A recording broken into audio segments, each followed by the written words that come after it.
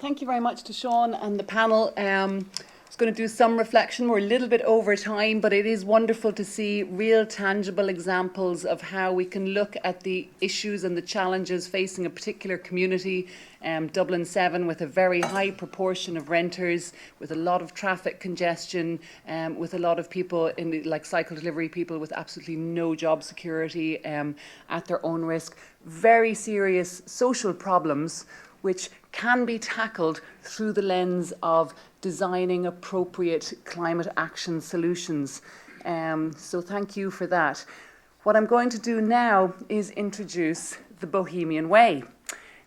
We have a very exciting announcement being made here today, and that is by the Bohemian Football Club. And before I say anything more, we're going to see a short video.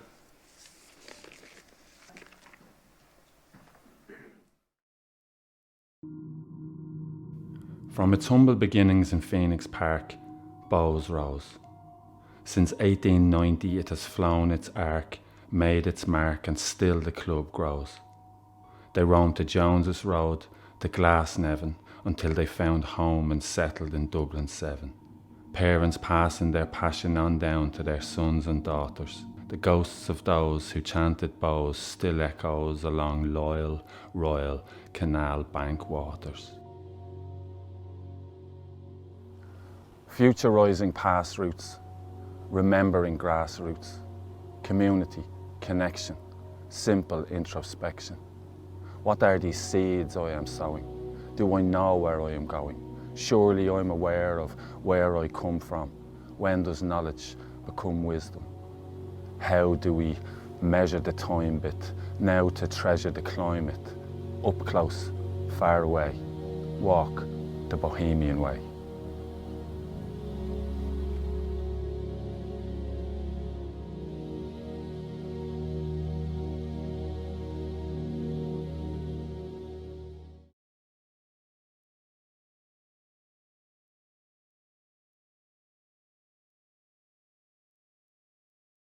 How's it going? My name's Daniel Lambert, I'm the COO of Bohemians.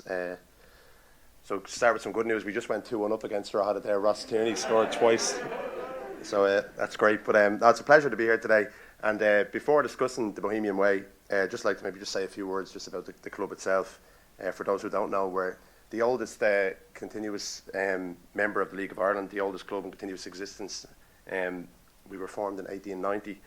And we've always been in the Premier Division. I used to think that was a great thing to kind of boast about, and it turns out we finished last lots of times in the 50s and 60s, but there was nobody else to be promoted.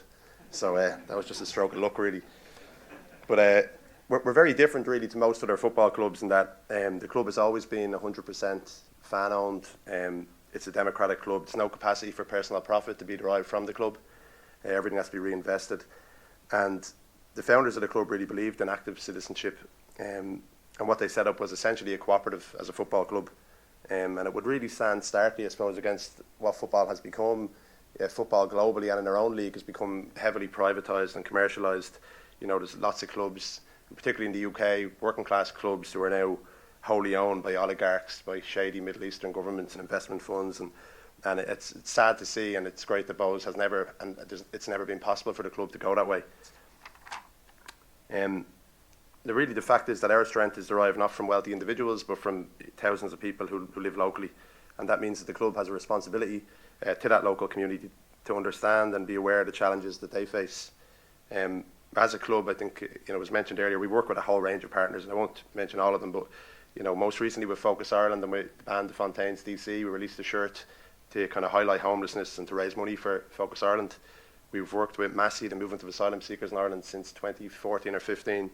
And with Amnesty International to highlight the direct provision system and to really call for an end to that system, as well as running a project at Christmas time to get gifts for kids in direct provision. And just yesterday, actually, was a great thing. We had a special Champions League team of children with Down syndrome who went over to the Netherlands and played in the first ever special Champions League. And it's great, that the club gets involved in these projects. And all of these, really, the action support, our core philosophy, which is really about using football as a force for good. And, as we've heard tonight, perhaps the biggest issue facing us all really is climate change. And recognising this, in January of this year, we appointed Sean as the world's first climate justice officer for a football club. And it got an amazing reaction, really. It was headlines in international media, and there was some Bows fans who were bemused and wanted to know what this was all about. But we did it for, the key reason that we felt that as a football club, the club can bring about change, and particularly amongst large groups of young people who support the club, and that we can change their views and attitudes. And the Sean was a brilliant person to do this, as someone who was a member of the club and who lived locally. And since the appointment, it's less than 12 months ago, the results have been staggering, really. We've met with the FAI, with clubs in Ireland, and we've had calls with numerous clubs internationally, including one with Barcelona, and I never thought Bohemians would be on a call with Barcelona. But they wanted to hear what Sean had to say. They were really interested. And this evening, I'm delighted on behalf of the club just to announce the Bohemian Way. It's a project that's only been possible thanks to Sean's energy and his commitment and his knowledge, and it will bring together, the issue of climate, the arts and history, and to create a new experience in Dublin 7. It's made possible thanks to the Creative Climate Fund from Creative Ireland, and what it will do is bring together artists, musicians, poets, filmmakers, historians and environmental experts, and create a new walking route. And it will travel from the North Circular Road, Gate Lodge at Phoenix Park, which is where the club was founded, to Dalymount Park. And I just think I'll mention an artist. We've always worked with lots of artists at the club, and we have our current poet in residence, John, who you saw in the video, and Lewis Kenny, our poet in residence before that, both here tonight. And as well, we have a club arts officer, and I think Dorothy's here somewhere, but Dorothy did a brilliant project recently, Dorothy Smith, where she looked at Dalymount and the importance of sense of place, and she did a really amazing piece of work. But the walkway itself, so it will also serve as a pollinator highway. It'll aim to bring people on a journey kind of through 3 strands and interwoven stories. One of the history of the football club itself, one of the history of the city, and then the future, I suppose, that we're all going to face together in the climate transition.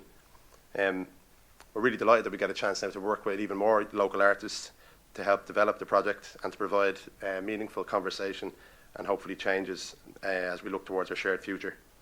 I think a lot has happened in Dublin really since Bows was founded in 1890.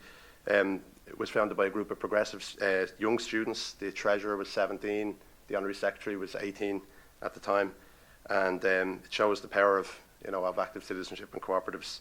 And what's interesting is their club, which was this collective, it's outlasted many other clubs on the island, clubs that depended on individuals. And while success on the pitch for us has been pretty rare, the club's fabric has always remained really strong. And I think hopefully by learning from that past and drawing from it and drawing inspiration from it, we can help with the changes that we're facing today. So just to finish up, just to thank Sean in particular for leading on this. It really wouldn't have happened without him. And to thank the Creative Ireland, the Department of Environment, Climate and Community, as well as the Department of Tourism, Culture, Art, Gaeltacht, Sport, and I think media is in there as well. But really without them, it couldn't have happened too. So, Gurv Míle Bhagadh, thanks.